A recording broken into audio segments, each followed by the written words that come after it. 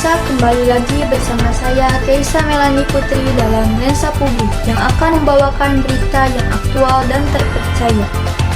Berita terkini adalah pemberian tunjangan rumah DPR 50 juta menjadi sorotan publik.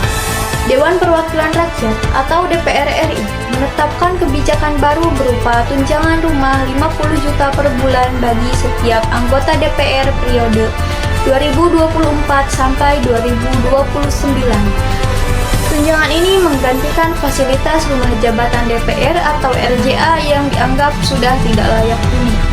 Kebijakan ini berlaku bagi anggota DPR yang bertugas di Jakarta, khususnya di kawasan Kompleks Parlemen Senayan. Para legislator akan menggunakan dana tunjangan itu untuk menyewa rumah di area sekitar Jakarta yang dianggap lebih representatif dan sesuai kebutuhan. Tunjangan perumahan mulai diberikan sejak Oktober 2024 hingga Oktober 2025. Meski hanya dicairkan selama 1 tahun, nominal tersebut diproyeksikan untuk kontrak rumah anggota DPR selama 5 tahun masa jabatan. Kebijakan ini menyangkut 575 anggota DPR RI periode 2024 sampai 2029.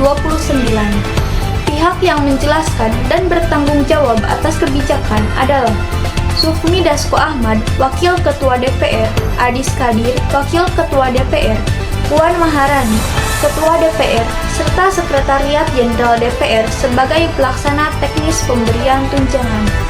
Di sisi lain, kebijakan ini menuai kritik dari publik, aktivis, hingga organisasi masyarakat sipil seperti ICW dan Fitra. Menurut pimpinan DPR, rumah jabatan DPR yang ada saat ini sudah tua, rusak, dan tidak layak huni. Renovasi rumah jabatan dianggap akan memakan anggaran sangat besar. Oleh karena itu, pemberian tunjangan tunai dinilai lebih efisien dan praktis karena anggota DPR bisa menyewa rumah yang sesuai kebutuhan mereka. Namun, alasan ini menuai kritik. Publik menilai 50 juta per bulan terlalu besar, apalagi diberikan saat rakyat masih menghadapi kesulitan ekonomi. Aktivis anti korupsi menilai dana itu bisa digunakan untuk program yang lebih bermanfaat, seperti peningkatan kesejahteraan guru honorer atau subsidi rakyat kecil. Skema pencairan dilakukan dengan cara 50 juta per bulan diberikan kepada setiap anggota DPR dimulai Oktober 2024. Tunjangan hanya berjalan selama 1 tahun, yakni hingga Oktober 2025. Total dana yang diterima oleh masing-masing anggota DPR selama setahun adalah 600 juta. Dana tersebut digunakan untuk membayar kontrak rumah 5 tahun sehingga Oktober 2025 anggota DPR tidak lagi menerima tunjangan perumahan. Demikian berita yang dapat saya sampaikan.